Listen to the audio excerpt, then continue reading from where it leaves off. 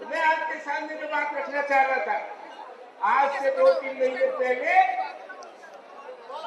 छत्तीसगढ़ में 32 कांग्रेसी नेताओं को, और जिनमें अखिल भारतीय स्तर के नेता भी थे, उनको गोलियों से भून डाला। 32 वो कांग्रेस के नेता थे, उनको भून डाला। ये हमारे खुशी की बात नहीं। हम इस देश में हिंसा को बर्दाश्त नहीं कर सकते। तो आज इस देश में छत्तीसगढ़ में 32 कांग्रेसी नेताओं को और राष्ट्रीय स्तर के नेताओं को नक्सलवादियों ने गोलियों से भून दिया। उसके बाद 6 पुलिस कर्मियों को झारखंड में गोलियों से भून दिया। उसके बाद पटना में एक पुलिस कर्मचारी और 3-4 रेल कर्मचारियों को गोलियों से भून दिया नक्सलवादियों ने। आज ये नक्सलवाद हिंसा को लेकर के इस देश में तबाही मचाना चाहता है, हिंसा के आधार पर इस देश में राज्य स्थापित करना चाहता है। भाई और बहनों, मैं आपको ये बात बता दूं थोड़ी सी, नक्सलवाद है क्या? पश्चिमी बंगाल में एक छोटा सा गांव है नक्सलवाद, जिसको नक्सलवाड़ी कहते हैं। 1947 में नक्सलवाद नहीं था, 1957 में भी नक्सलवाद नहीं था। 1947-57 में पहली बार वहां के नौजवान इकट्ठे हुए। वो परेशान थे, वो बेकार थे, वो बेरोजगार थे, वो जनता के आतंक से परेशान थे, बेइंसाफ के साथ हो रहा था। उन्होंने कहा ये वोट से कायम की जाने वाली दिल्ली की सरकार और ये वोट से कायम करने वाली प्रदेश की सरकार हमको ठीक सरकार नहीं दे रही है, हमारी समस्याओं का हल नहीं कर रही है, और इसलिए उन्होंने बंदूक उठा ली। भाई और बहनों, उस समय पेड़ जाना चाहिए था। ये एक नई जो राजनीतिक संस्कृति इस देश में पैदा की जा रही है, हिंसा से राज बदलने की, उस समय चेते नहीं। धीरे धीरे नक्सलवाद फैलता चला गया, फैलता चला गया, फैलता चला गया, और आज की तारीख में 8 प्रदेशों में, उत्तर में नेपाल में पशुपतिनाथ मंदिर है, वहां से दक्षिण में तिरुपति मंदिर है, यहाँ तक के 8 प्रदेशों में नक्सलवाद अपनी जगह जमा चुका है। 131 जिलों में नक्सलवाद का काम चल रहा है। वहां सरकार को दबा करके, आतंक फैला करके, हिंसा फैला करके और नक्सलवाद को आगे बढ़ाया जा रहा है।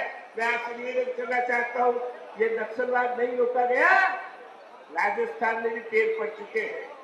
आपको मालूम नहीं होगा, हमारे दक्षिणी राजस्थान में ये प्रतापगढ़, चित्तौड़, बांसवाड़ा, डूंगरपुर, उदयपुर का आधा हिस्सा, ये पिंडवाड़ा, ये सारा जो है ये आदिवासी क्षेत्र है।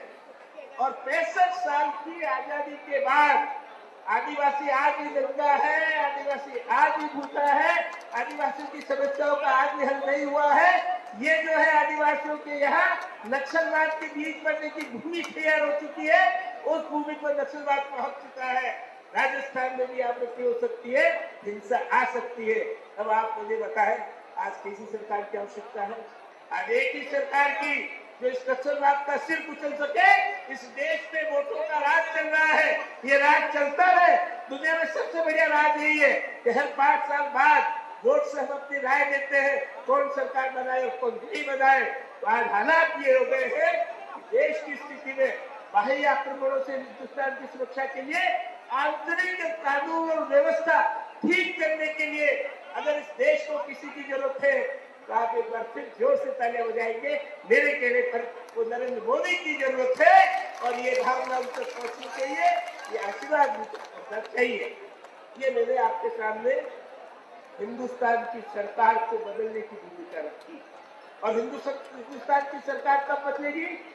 जब राजस्थान की सरकार बदलेगी, जब राजस्थान के लोकसभा के 25 सीटों में से 25 की 25 सीट जीता करके और हम अपने आप ही को जो है प्रधानमंत्री बनाने के लिए भेजेंगे। अब ये 25 सीटें कब आ सकती है? एक बहुत बड़ा प्रश्न। ये 25 सीटें कब आ सकती है?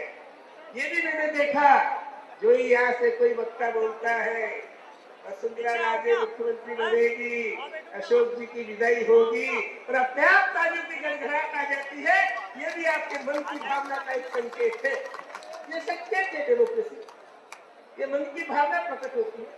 इससे मतदाता अपना मत व्यक्त करता है कि किस बात पर वो ताली बजा रहा है।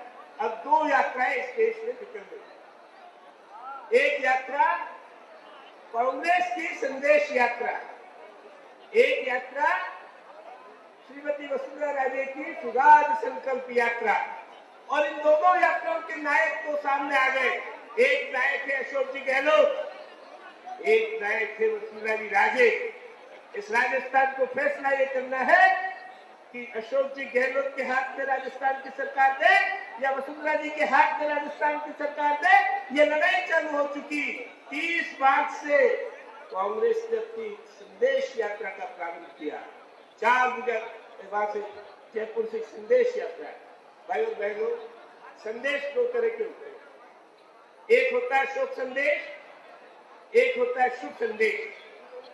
अब हम राजस्थान के मुख्यमंत्री जी से पूछना चाहते हैं कि ये जो आपने संदेश यात्रा प्रारंभ की है, इसमें राजस्थान की जनता, राजस्थान के मतदाता, राजस्थान के किसान, राजस्थान के शहरी, राजस्थान की माताओं बहनों, राजस्थान के नौजवान, राजस्थान के छात्रों, राजस्थान के अनुसूचित जातियों, राजस्थान की जनजातियों, इनके लिए क्या शुभ है? कोई संदेश आप बताओ। महंगाई से परेशान, दिन पर दिन महंगाई बढ़ रही। इन माताओं बहनों से पूछे चौके की क्या हालत हो गई। आज से साल भर पहले, 2 साल पहले चौके की जो हालत थी, आधा चौका बनने लग गया। आज बाजार की क्या हालत हो गई। जब पेट्रोल के भाव बढ़ते हैं तो सब चीजों के भाव बढ़ते हैं, जब डीजल के भाव बढ़ते हैं तो सब चीजों के भाव बढ़ते हैं, जब बिजली के दाम बढ़ते हैं तो सब चीजों के दाम बढ़ते हैं। एक तरह की बढ़ने वाली महंगाई सब तरह प्रभावित करती है।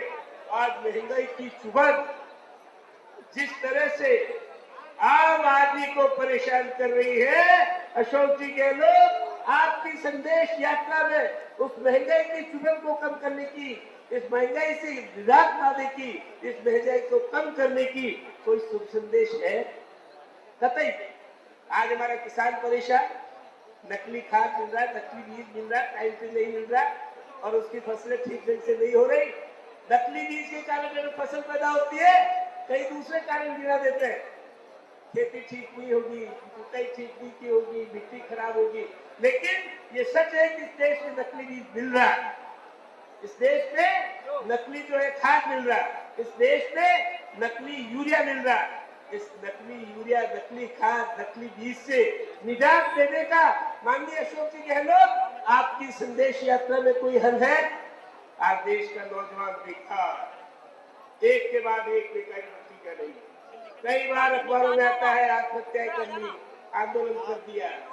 तो इस बेकार नौजवान के लिए कोई आपके संदेश यात्रा में संदेश है?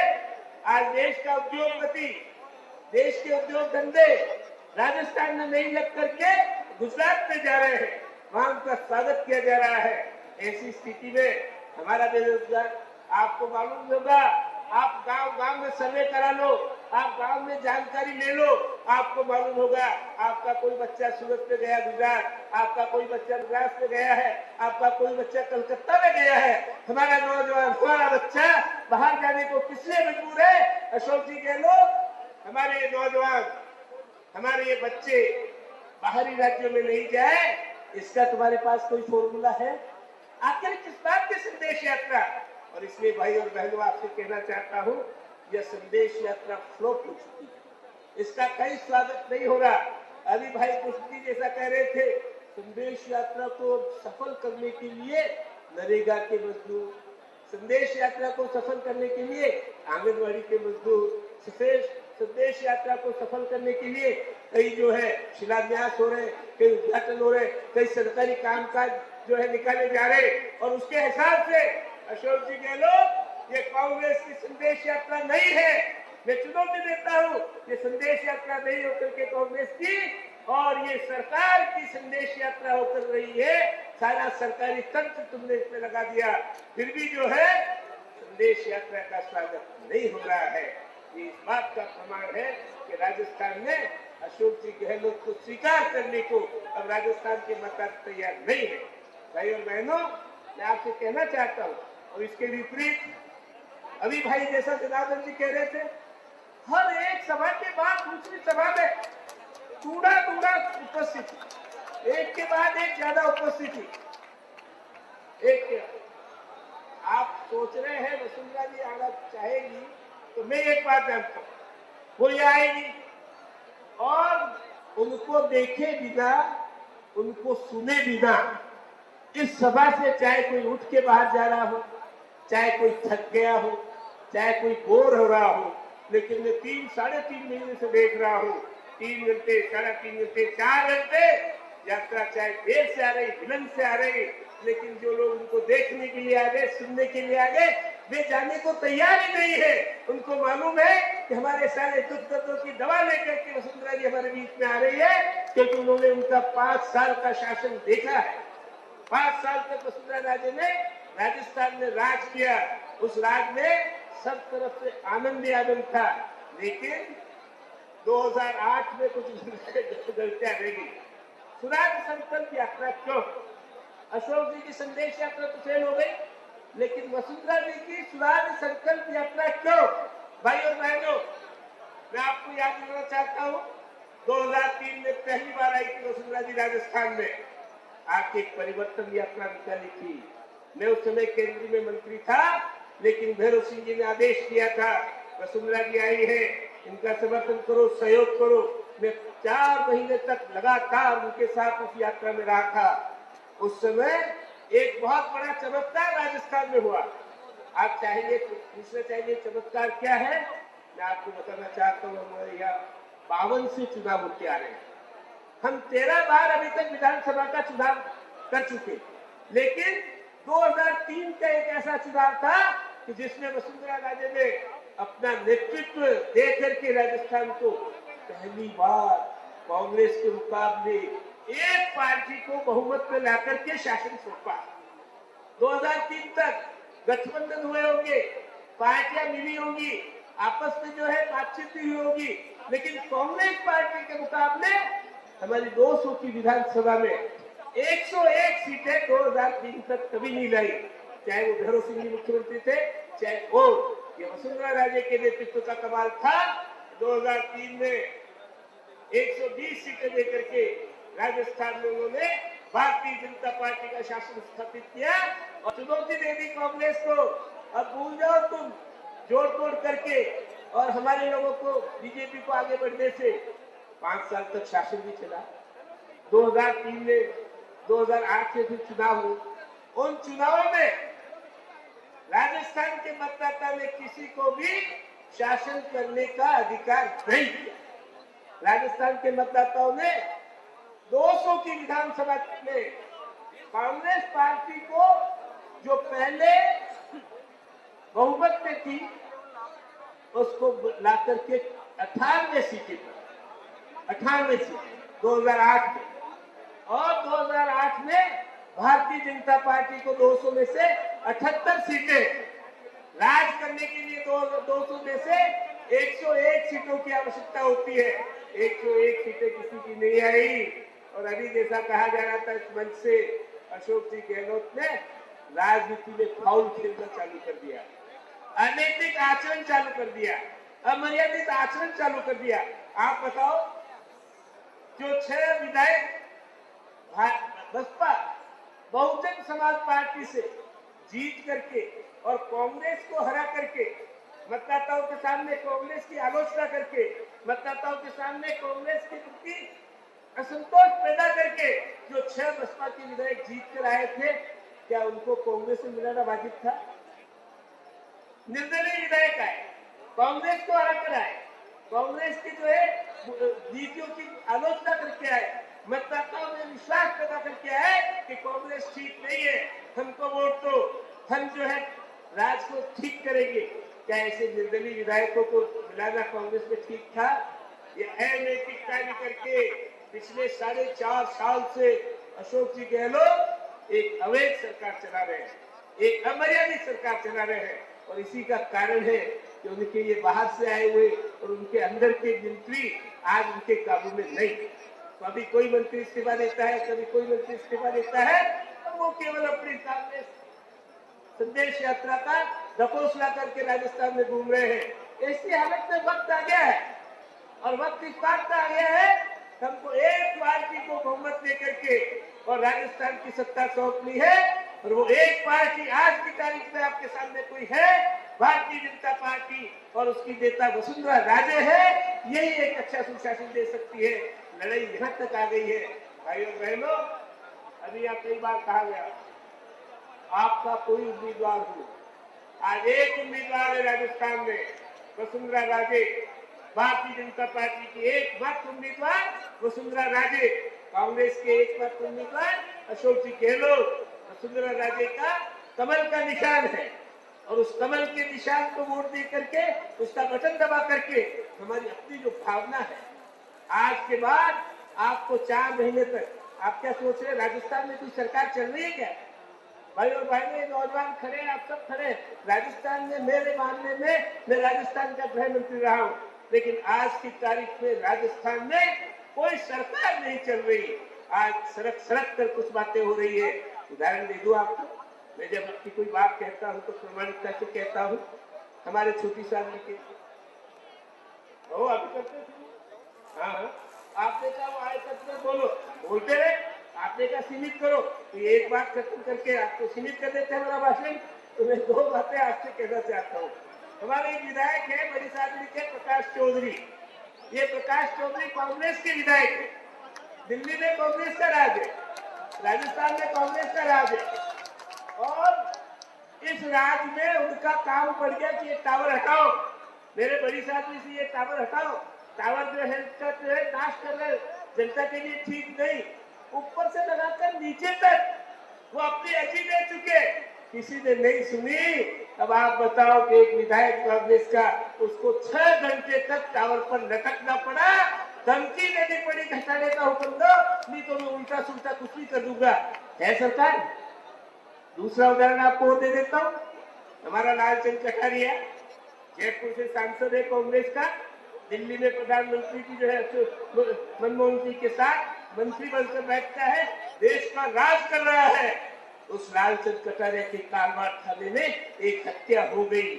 हत्यारों को पकड़वाने के लिए लालचंद सांसद ऊपर से नीचे तक सबको टटोल दिया। हत्यारों को पकड़ने के लिए पुलिस ने पहल नहीं की। वो लालचंद कटारिया केंद्रीय मंत्री 7 घंटे तक कालवाड़ थाने के बाहर धरना देकर बैठ गया। क्या है राजनीति? आप जानते हो सारे राजस्थान में थानों पर बाहुबलियों का, माफियाओं का, राजनेताओं का और पुलिस वालों का ऐसा तिकोना बन चुका है, आम जनता थाने पर जाने से डरती है। थाने आज अपराधियों को पकड़ने में नहीं, उनको बचाने में लगे हुए हैं, असामाजिक तत्वों और अपराधियों को मदद देने में लगे हुए हैं। ऐसा शासन कानून और व्यवस्था की दृष्टि से पूरी तरह फेल हो चुके हैं अशोक जी गहलोत। और इसलिए आप देख रहे हैं, कहीं आपको कोई काम करना होता है तो प्रदर्शन करो, कहीं आपको कोई काम करना होता है तो जाम लगाओ, कहीं आपको कुछ काम कराना होता है तो घेराव कराओ, मंत्रियों को अफसरों को पकड़ो, उनको जो है बंद करो। ये सारे राजस्थान में हो रहा है और तभी आपका कोई काम हो पा रहा है। और इसलिए राजस्थान की सरकार को बदलना भी बहुत आवश्यक है। राजस्थान में वसुंधरा राजे, केंद्र में नरेंद्र मोदी, इनकी जय जयकार करने के लिए 4 महीने आपके सामने पड़े हैं। आइए मैदान में आपकी मदद कीजिए इस अभियान में, इस महान यज्ञ में। जय हिंद, जय भारत।